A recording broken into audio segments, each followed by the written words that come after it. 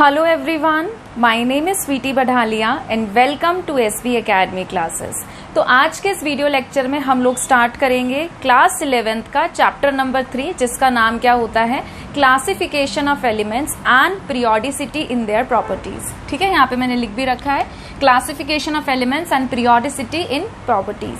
तो इस चैप्टर में हम बेसिकली क्या पढ़ते हैं कि हमारे जितने भी एलिमेंट्स हैं हमने उनका क्लासिफिकेशन, उनका वर्गीकरण कैसे कर रखा है, कैसे हमने अलग अलग एलिमेंट्स को बांट रखा है, कैसे कैसे हमने उनको पीरियड्स में, ग्रुप्स में रख रखा है, किस तरीके से रखा गया है, कौन से एलिमेंट्स हैं जिनकी प्रॉपर्टीज सेम आती हैं, कौन से एलिमेंट्स हैं जिनकी प्रॉपर्टीज डिफरेंट आती है। ठीक है, तो कहने का मतलब ये है कि एक जनरल वे में एलिमेंट्स के बारे में स्टडी करना हमें ये चैप्टर सिखाता है। हमारे पास एट प्रेजेंट टोटल 118 एलिमेंट्स हैं, जिसमें से काफी एलिमेंट्स लेट वाले जो डिस्कवर्ड एलिमेंट्स हैं वो मैन मेड हैं। एलिमेंट्स को लेकर डिस्कवरी अभी भी चल रही है और पूरे जोरों शोरों से चल रही है। हम लोगों को बहुत ही ज्यादा क्यूरियोसिटी रहती है इस चीज को लेके कि हम लोग कैसे अभी भी नए नए एलिमेंट्स को डिस्कवर कर सकते हैं। ठीक है, पर इस चैप्टर में हम लोग फिलहाल पढ़ेंगे पुराने एलिमेंट्स के बारे में कि कैसे एलिमेंट्स जो थे उनकी डिस्कवरी होने के बाद उन्हें पीरियोडिक टेबल में रखा गया। ठीक है, तो शुरुआत करेंगे हम लोग हिस्ट्री से। थोड़ा सा हम लोग एलिमेंट्स के इतिहास के बारे में जानने की कोशिश करेंगे। तो देखिए, हमारी जो स्टोरी है वो शुरू होती है 17th सेंचुरी के काफी एंडिंग से। जब 17th सेंचुरी खत्म होने वाली थी तो उस समय पे क्या था, 17th सेंचुरी के एंड में, ठीक है, हमारे पास जो एलिमेंट्स डिस्कवर हुए थे वो थे 31। 17th सेंचुरी खत्म हो गई, उसके बाद हम लोग 18th सेंचुरी में आ गए। जब हम 18th सेंचुरी में आए तो लेट 18th सेंचुरी में, इसके भी 18th सेंचुरी के एंड में भी, या मैं आपको कह सकती हूँ 19th सेंचुरी के स्टार्टिंग में, अगर हम बात करें स्पेसिफिकली ईयर्स 1800 से 1863 तक, ठीक है, तो एकदम से एलिमेंट्स, नए एलिमेंट्स की डिस्कवरी ने स्पीड पकड़ ली थी। एलिमेंट्स 31 एलिमेंट्स से अब 63 एलिमेंट्स जो थे वो डिस्कवर हो गए थे। ठीक है, पहले के समय में जब 31 एलिमेंट्स थे तो उनके बारे में स्टडी करना, उनकी प्रॉपर्टीज को याद रखना हमारे लिए काफी आसान था। जैसे कि अगर हम अपनी बात करें, हमारी फैमिली की जान पहचान की फैमिलीज होती है। मान लीजिए हमारी जान पहचान की 5 फैमिलीज हैं। हमें पता रहेगा ये फैमिली हमारी फ्रेंड है, ये फैमिली हमारी फ्रेंड है, ये फैमिली हमारी फ्रेंड है, ये फैमिली हमारी फ्रेंड है। हमें ये भी याद रहेगा कि हर फैमिली का हेड कौन है। हमें ये भी याद रहेगा कि इस फैमिली में इतने मेंबर्स हैं, इस वाली फैमिली में इतने हैं, इसमें इतने, इसमें इतने, इसमें इतने। हमें ये भी याद रहेगा कि उस फैमिली में अच्छा उनका बेटा ये करता है, उनकी बेटी ये करती है, उनका बच्चा इस क्लास में पढ़ रहा है, एक्सेट्रा एक्सेट्रा। बट अगर आप ही को मैं कह दूं कि अब आपकी जो फैमिलीज, 5 फैमिलीज थी जिन्हें आप जानते थे और जिनके साथ रिलेशन आपके बहुत अच्छे थे, अगर उन्हीं का नंबर मैं कर दूं 200, तो जब मैं बोलूंगी ना शर्मा फैमिली तो आपको थोड़ा सा टाइम लगेगा सोचने के लिए कि अच्छा शर्मा फैमिली, तो सबसे पहले ये याद करेंगे हम कि 1 थी कि 2 थी कि अनेक थी। फिर उसमें भी हम सोचेंगे अच्छा शर्मा फैमिली याद नहीं आ रहा, अच्छा यार उनके कितने बच्चे थे, अच्छा हाँ हाँ हाँ। ठीक है, तो कहने का मतलब क्या है कि आपको एफर्ट डालने पड़ेंगे, आपको थोड़ी सी दिक्कत हो सकती है उनके बारे में याद करने के लिए, रिकॉल करने के लिए कि अच्छा हम एग्जैक्टली किसके बारे में बात कर रहे हैं। तो सेम चीज यहाँ पर भी आती है। जब एलिमेंट्स थोड़े थे, number of elements come discover हुए थे, उनके बारे में याद रखना, उनकी प्रॉपर्टीज को स्टडी करना हमारे लिए इतना मुश्किल काम नहीं था। पर जब एलिमेंट्स ज्यादा डिस्कवर होने लगे और वो एक ऐसा समय चल रहा था जब एकदम से स्पीड पकड़ रखी थी, एलिमेंट्स की डिस्कवरी ने एकदम से स्पीड पकड़ रखी थी, तो हमारे लिए बहुत मुश्किल होता जा रहा था कि अरे ये एलिमेंट आइसोलेट हो रहा है, ये डिस्कवर हो रहा है, ये डिस्कवर हो रहा है, कहाँ रखें, कैसे हम इतने सारे एलिमेंट्स में हर एक एलिमेंट की प्रॉपर्टीज को ध्यान रखें। ठीक है, तो इसी चीज को ध्यान में रखते हुए हमें जरूरत पड़ी किसकी, क्लासिफिकेशन ऑफ एलिमेंट की, कि कोई एक ऐसा तरीका आप निकालिए कि आप एलिमेंट्स को इस तरीके से वर्गीकरण उनका कर पाएं या इस तरीके से उनको बांट पाएं किसी भी चीज में, क्लास में, या कैसे भी आप उनको बांट पाएं कि हमारे लिए आसान हो जाए उनके बारे में प्रॉपर्टीज पढ़ना और उन्हें याद रखना। टीचर के लिए देखिए कितना मुश्किल हो जाएगा अगर 118 एलिमेंट की हर प्रॉपर्टी वो पढ़ा रहा है। एज अ स्टूडेंट आपके लिए भी बहुत मुश्किल हो जाएगा 118 एलिमेंट्स की इंडिविजुअल प्रॉपर्टी को याद रखना। इसीलिए हमारी आसानी के लिए ही साइंटिस्ट जो भी थे उन्होंने बारी बारी से एक एक करके, बहुत सारे साइंटिस्ट आए थे जिन्होंने अपना योगदान दिया था, कंट्रीब्यूशन दिया था कि भाई हम कैसे एलिमेंट्स की प्रॉपर्टीज को याद रख सकते हैं। तो अभी तक हमने जो डिस्कस किया वो हमारा टॉपिक क्या था, need for classification of elements, की जरूरत ही क्या है एलिमेंट्स को क्लासिफाई करने की। तो 118 एलिमेंट का क्लासिफिकेशन करना बहुत जरूरी हो जाता है हमारे लिए, क्योंकि हम हर एक इंडिविजुअल एलिमेंट की प्रॉपर्टीज को याद नहीं रख सकते। ठीक है, तो देखिए क्या लिखा है यहाँ पर, arranging the elements in such a way that, ठीक है, एलिमेंट्स को इस तरीके से अरेंज करना कि सिमिलियर एटम एलिमेंट्स को हम एक साथ इकट्ठा रख दें और जो अलग अलग डिससिमिलियर एलिमेंट्स हैं उनको हम एक दूसरे से सेपरेट रख दें, अलग अलग रख दें। इसी को कहा जाता है क्लासिफिकेशन ऑफ एलिमेंट्स। ठीक है, वर्गीकरण कर देना एलिमेंट्स का। जो सेम प्रॉपर्टी वाले हैं उन्हें एक तरफ रख दीजिए, जो डिफरेंट प्रॉपर्टी वाले हैं उन्हें अलग अलग रख दीजिए। ठीक है, उसके बाद क्या है, पीरियोडिक टेबल। आपने देखा भी होगा, छोटी क्लास में आप पढ़ते भी हैं कि पीरियोडिक टेबल होती है इस तरीके से। ठीक है, जिसके बारे में हम डिटेल में इस चैप्टर में डिस्कशन भी करेंगे। तो पीरियोडिक टेबल क्या है, the arrangement of known elements, जितने भी एलिमेंट्स हमें पता है कि ये डिस्कवर हो गए हैं, ठीक है, उनका arrangement according to their properties in a tabular form. एक टेबल की फॉर्म में सारे नोन एलिमेंट्स का अरेंजमेंट कर देना अकॉर्डिंग टू देयर प्रॉपर्टीज, कि जिनकी प्रॉपर्टीज है उन्हें मतलब सेम प्रॉपर्टीज है उन्हें एक साथ रख दीजिए, जिनकी अलग अलग प्रॉपर्टीज है उन्हें एक दूसरे से अलग अलग रख दीजिए। तो ये टैबुलर फॉर्म में उन एलिमेंट्स का अरेंजमेंट हमारा क्या कहलाता है, पीरियोडिक टेबल। ठीक है, अब हम लोग धीरे धीरे step by step historical development की तरफ बढ़ेंगे। उससे पहले आप इसको नोट कर लीजिए।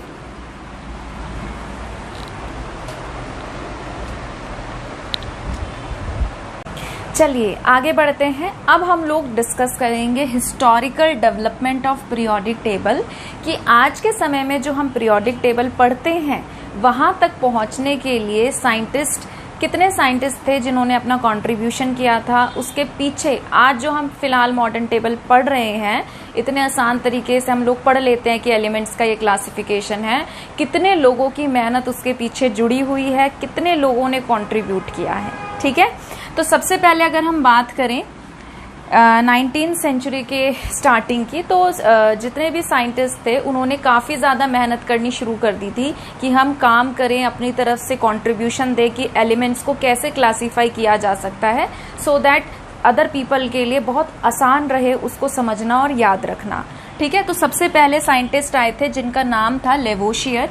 इन्होंने एलिमेंट्स को क्लासीफाई किया था मेटल और नॉन मेटल के बेसिस पे, कि भाई मैं मेटल्स को एक तरफ रख देता हूँ और नॉन मेटल को एक तरफ रख देता हूँ। मेटल की प्रॉपर्टी हम एक तरीके से पढ़ लेंगे, नॉन मेटल की प्रॉपर्टी हम एक तरीके से पढ़ लेंगे। पर ये जो क्लासिफिकेशन थी ये सफिशिएंट नहीं थी, पर्याप्त नहीं थी। ठीक है, जिसके बेसिस पे मेटल और नॉन मेटल, क्योंकि अगर आप देखिए हमारे पास 118 एलिमेंट्स हैं, चलो उस समय में इतने नहीं थे, बट फिर भी जितने भी एलिमेंट्स हैं उसमें 70 to 80% तो मेटल्स ही होते हैं। ठीक है, तो तब भी मुश्किल तो था। कहने का मतलब ये था कि इतना सफिशिएंट नहीं था हमारे पास डाटा। ठीक है, तो उसके बाद इनके लिए इतनी अटेंशन नहीं पाई गई। फिर आए डॉब्राइनर। ठीक है, डॉब्राइनर जो साइंटिस्ट थे ये जर्मन साइंटिस्ट थे। ठीक है, इन्होंने काफी ज्यादा कंट्रीब्यूट किया था क्लासिफिकेशन में। एकदम से ये इनकी जो मेहनत थी वो लाइमलाइट में आई थी। इन्होंने एलिमेंट्स को क्या किया था, 3 एलिमेंट्स को ग्रुप में बांटा था। ठीक है, 3 एलिमेंट का जो ग्रुप था उसे बोला गया ट्राइड्स बोला गया। और इन्होंने क्या कहा कि मैं उस ग्रुप में, जिसको मैं ट्राइड्स का नाम दे रहा हूं, ट्राई का मतलब ही क्या होता है, 3। ठीक है, तो इन्होंने कहा कि उस ट्राइड में जो मैं 3 एलिमेंट रख रहा हूं वो मैं उनकी प्रॉपर्टीज के बेसिस पे रख रहा हूं, कि वो सेम प्रॉपर्टी वाले एलिमेंट्स है जिनको मैं एक साथ ग्रुप में डाल रहा हूं। ऐसे नहीं था कि रैंडमली कोई भी 3 एलिमेंट उठाए और एक ग्रुप में डाल दिया, नहीं, सेम प्रॉपर्टी वाले एलिमेंट्स को उन्होंने एक ग्रुप में रखा था और एक ग्रुप के अंदर 3 एलिमेंट्स थे। ठीक है, तो देखिए यहाँ पे क्या लिखा, the elements in a tried has similar properties. जो ट्राइड के अंदर रखे गए थे एलिमेंट्स उनकी सेम प्रॉपर्टी थी। and the atomic weight of the middle element of each triad is very close to the arithmetic mean of the other two elements। ठीक है, मैंने समझाने के लिए लिख भी रखा है कि जैसे ये एक ट्राइड है, फर्स्ट ट्राइड है जिसके अंदर लिथियम रखा गया एलिमेंट, सोडियम रखा गया और पोटेशियम रखा गया। लिथियम का मास होता है 7, सोडियम का मास होता है 23 और पोटेशियम का मास होता है 39। तो उन्होंने क्या कहा कि जब आप फर्स्ट और थर्ड एलिमेंट के मास का एवरेज लेते हो, जैसे 7 प्लस हमने क्या कर दिया 39 और इसका एवरेज ले लिया या मीन ले लिया। 39 में आप 7 ऐड करेंगे कितना आएगा 46, इसको 2 से डिवाइड कर दीजिए, कितना आ गया 23। तो इन्होंने कहा कि जब आप फर्स्ट और थर्ड एलिमेंट को लेके उनके मास को ऐड करके 2 से डिवाइड करते हो तो जो भी आपका आंसर आता है वो मिडल वाले एलिमेंट के एटॉमिक वेट के बराबर या उसके आसपास होता है। अब ये तो यहाँ पे तो देखो एग्जैक्ट 23 आ गया, कुछ एलिमेंट्स ऐसे हैं जिसमें आसपास रहेगा। तो इन्होंने क्या कहा, डॉब्राइनर ट्रेड में क्या कहा कि मैं एक ग्रुप के अंदर 3 एलिमेंट को रखूंगा और मैं उन 3 एलिमेंट को जो सेलेक्ट कर रहा हूं वो उनकी प्रॉपर्टीज के बेसिस पे सेलेक्ट कर रहा हूं कि इनकी प्रॉपर्टीज जो हैं वो आपस में सिमिलर हैं। ठीक है, और साथ ही साथ जो एटॉमिक वेट है मिडल मेंबर का, जो एटॉमिक वेट है मिडल मेंबर का वो क्या है, वेरी क्लोज, बहुत ही आसपास है arithmetic mean of the other 2 element, इन दोनों के अर्थमेटिक मीन के बराबर है या आसपास है। ठीक है, क्लियर है, आप इसे लिख लीजिए, फिर हम लोग ट्राइड 2 और ट्राइड 3 भी डिस्कस करते हैं।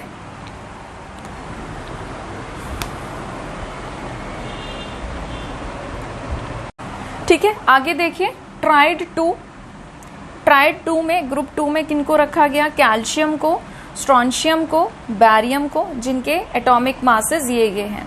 तो अगर हम फर्स्ट और थर्ड के एटॉमिक मास को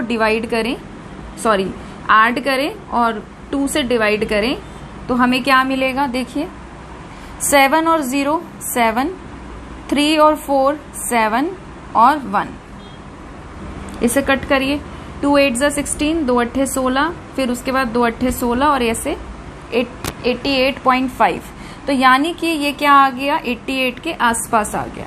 अगर हम ट्राइड 2 को देखें तो इसमें कौन कौन से एलिमेंट्स रखे गए, क्लोरीन, ब्रोमीन, आयोडीन, आपको पता भी है दे आर हैलोजेंस, और हैलोजेंस जो है इनकी प्रॉपर्टीज सेम होती है। तो अगर हम फर्स्ट और थर्ड को ऐड करके 2 से डिवाइड करें, 35.5 प्लस 127 डिवाइडेड बाय 2, 127 में ऐड कर रहे हैं 35.5, 7 और 5 12, ठीक है, ये हो गया 6, तो ये कितना आ गया 162.5। अब इसे 2 से डिवाइड कर दो, 2 8 16, 2 एकम 2, 2 दूनी 4 और 2 पंजे 10। ठीक है, तो ये भी आपका क्या आ गया, लगभग आसपास आ गया किसके, बीच वाले एलिमेंट। ठीक है, जो डॉब्राइनर ने ट्रेड दिया था इसको लॉ ऑफ ट्रेड भी के नाम से भी जाना जाता है, इसे लॉ ऑफ ट्राइड्स के नाम से भी जाना जाता है। ठीक है, देख लेना, ट्रेड्स है, ट्राइड्स है, अलग अलग लोगों की अलग अलग प्रोनाउंसिएशन होती है, मैं उस पर जाना नहीं चाहती, आपके टीचर या आप जो प्रोनाउंस करना प्रेफर करते हैं कीजिए। ठीक है, तो अब देखिए यहाँ पे दिक्कत क्या हुई कि भाई इन्होंने इस तरीके से एलिमेंट्स को क्लासिफाई तो कर दिया था, बट ये वाला जो पैटर्न था या ये वाला जो तरीका था ये सभी एलिमेंट्स पर फिट नहीं बैठता था। तो ये एक तरीके की डीमेरिट में गिना जाने लगा, क्योंकि हमारे पास सिर्फ ऐसा तो है नहीं कि यही एलिमेंट्स हैं, हमारे पास तो काफ़ी सारे एलिमेंट्स थे और भी आने वाले समय में डिस्कवर होने वाले थे। तो हमें एक ऐसे तरीके की ज़रूरत थी जो सब पे वैलिड हो। ठीक है, तो उसके बाद ये वाला जो तरीका था डॉब्राइनर ट्रेड्स का था, काफ़ी टाइम तक रहा, काफ़ी फेमस भी हुआ, बट एक समय आने के बाद हमें इसमें भी डीमेरिट्स दिखाई देने लगी कि ये सारे एलिमेंट्स पर एप्लीकेबल नहीं होता है। तो साइंटिस्ट जो थे वो और ज़्यादा सर्च करने लगे कि भाई अब हम देखते हैं कि कौन सा ऐसा तरीका हम ढूंढे जो सब पे एक समान एक तरीके से एप्लीकेबल हो। ठीक है, इसे नोट कर लीजिए।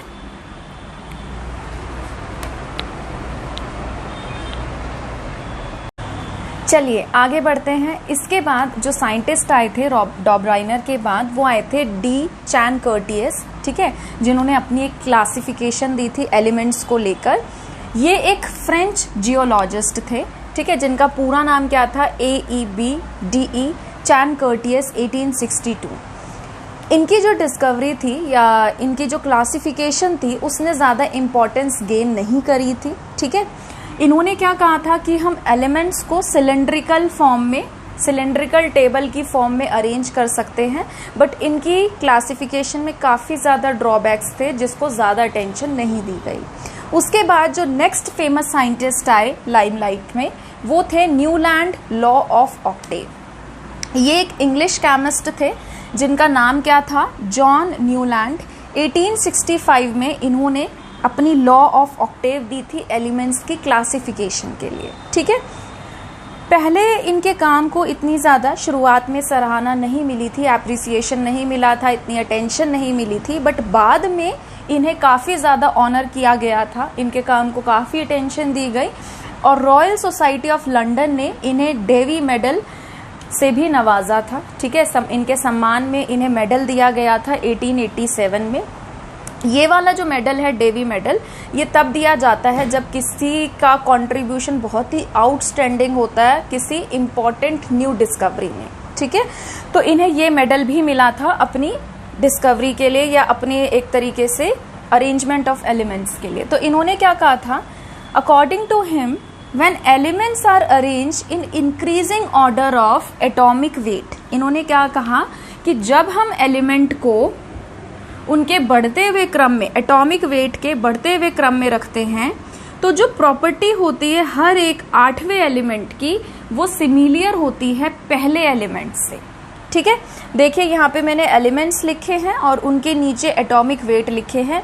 जब हम वर्ड यूज करते हैं ऑक्टेव, तो ऑक्टेव वर्ड जो है ये तब लिया जाता है जब हम बात करते हैं नोट की, कि भाई हमारे पास 7 नोट हैं और जो 8 नोट आएगा वो पहले नोट से मैच करेगा। जैसे कि अगर हम म्यूजिक की बात करें, हमारे पास क्या होता है, सारे गा मा पा, ठीक है।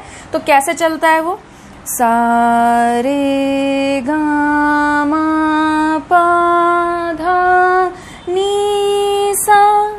तो जो सा आया वो पहले वाले सा के नीचे आया, ठीक है। अगर आप बात करें, जो म्यूजिक पर्सन होंगे जिन्हें पता होगा थोड़ा बहुत सिंगिंग के बारे में, उन्हें पता है कि हम मिडिल ऑक्टेव से हायर ऑक्टेव में गए, बट अगर जो हमारा सा यहाँ पर आया वो क्या आया, हायर ऑक्टेव का ही आया, तो सा के नीचे ही सा आ गया, ठीक है। तो इसका मतलब क्या है कि जब हम lithium, beryllium, boron, carbon, nitrogen, oxygen, fluorine 1 to 7 चले और जो 8th एलिमेंट हमारा आया, इसकी प्रॉपर्टी मेल खाएगी किससे, लिथियम से। अगर मैं बेरिलियम को मान के चल रही हूँ अपना फर्स्ट एलिमेंट, तो फर्स्ट, सेकंड, थर्ड, फोर्थ, 5, 6, 7, 8, तो ये फर्स्ट के नीचे आया 8th, तो मैग्नीशियम की जो प्रॉपर्टीज हैं वो सिमिलियर होंगी किससे, बेरिलियम से। क्लियर है इतनी बात, ठीक है। तो प्रॉब्लम कब आने लगी, प्रॉब्लम तब आने लगी, इन्होंने, आप अगर ध्यान से देखें तो हमारे एलिमेंट्स क्या होते हैं, hydrogen, helium, lithium, beryllium, boron, carbon, nitrogen, oxygen, fluorine, neon. क्या होता है, नियॉन। फिर क्या आता है, sodium, magnesium, aluminium, silicon, phosphorus, sulphur, chlorine. उसके बाद क्या आता है, आर्गन। फिर फिर पोटेशियम, कैल्शियम तक ही लिखा है मैंने यहाँ पे, कोई दिक्कत वाली बात नहीं है, हम इससे समझ लेते हैं। तो देखिए इन्होंने क्या कहा था, न्यूलैंड ने, इन्होंने ये कहा था कि जब हम ऐसे एलिमेंट्स को अरेंज करते हैं तो जो हमारा 8वां एलिमेंट आता है वो इस तरीके से पड़ता है कि उसकी प्रॉपर्टी पहले वाले एलिमेंट से मेल खाती है, ठीक है। बट जो हमारी नोबल गैसेस थी, इनकी डिस्कवरी काफ़ी बाद में हुई थी। जब नोबल गैसेस की भी डिस्कवरी हुई और उन्हें रखा गया, तो अगर आप यहाँ से काउंट करो 1, 2, 3, 4, 5, 6, 7, 8, हमारा 8वां एलिमेंट कौन सा पड़ गया, नियॉन। तो क्या नोबल गैस और लिथियम की प्रॉपर्टी सेम होती है, नहीं होती। लिथियम हमारा एस ब्लॉक का एलिमेंट है, जबकि यहाँ पर नियॉन हमारा नोबल गैस फैमिली से बिलोंग करता है, तो इनकी प्रॉपर्टी मेल नहीं खाती। इन द सेम वे अगर हम यहाँ से चले तो हमारा 8th एलिमेंट क्या पड़ गया, आर्गन। तो सोडियम की प्रॉपर्टी आर्गन से मेल नहीं खाती, ठीक है। तो जब दूसरे एलिमेंट डिस्कवर होने लगे तो वहाँ पे दिक्कत होने लग गई कि भाई अब तो ये काम कर ही नहीं रहा। तो इस तरीके से फिर ये जो था न्यूलैंड लॉ ऑफ ऑक्टेव, ये भी फेल हो गया। और इसके बाद अदर साइंटिस्ट जो थे वो देखिए काम तो कर ही रहे थे, ऐसा नहीं था कि भाई किसी का काम फेल होता था तो दूसरा साइंटिस्ट काम करता था, साइमल्टेनियसली साथ साथ डिस्कवरीज चल ही रही थी। ठीक है, तो आप इसको पहले नोट कर लीजिए।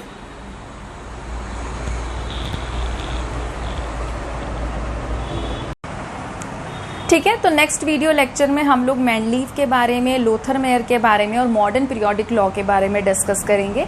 आज के वीडियो लेक्चर में हम लोग इतना ही पढ़ेंगे।